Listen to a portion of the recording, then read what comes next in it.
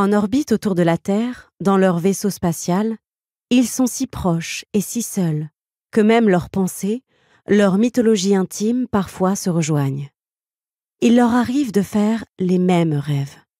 Des rêves de fractales, de sphères bleues, de visages familiers perdus dans l'obscurité et du noir intense et dynamique de l'espace qui terrasse leur sens. L'espace nu est une panthère, sauvage et primitive. Ils rêvent qu'elle rôde dans leur habitacle.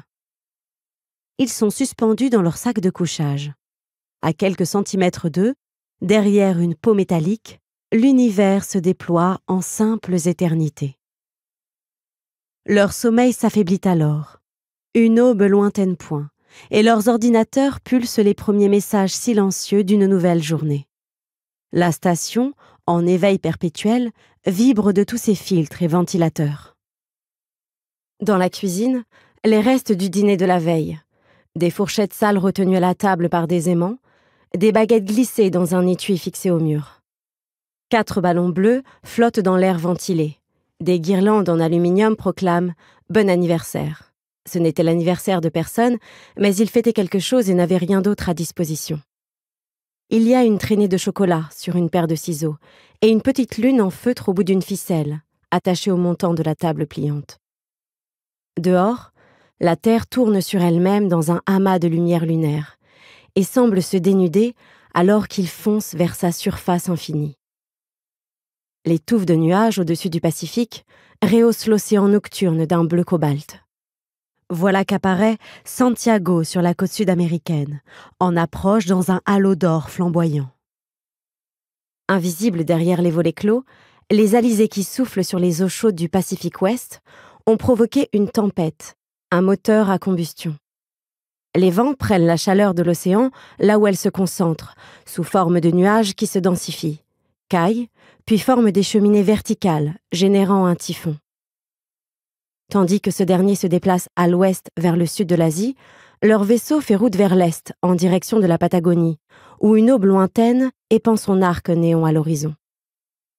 La Voie lactée est une traînée de poudre vaporeuse lancée dans un ciel satiné.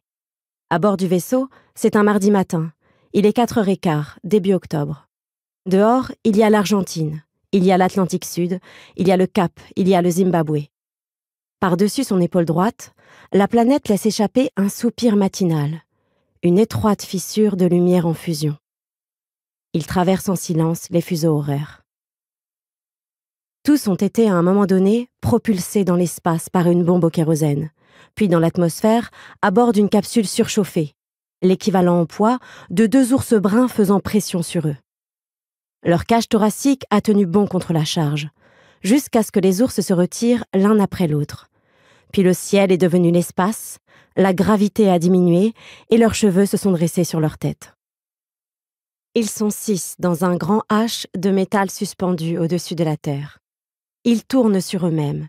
4 astronautes, américains, japonais, anglais, italiens, et 2 cosmonautes, russes. 2 femmes, 4 hommes.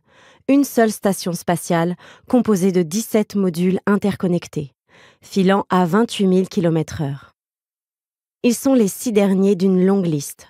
Rien d'inhabituel à cela, désormais, des astronautes ordinaires dans l'arrière-cour de la Terre. L'improbable et fabuleuse arrière-cour de la Terre.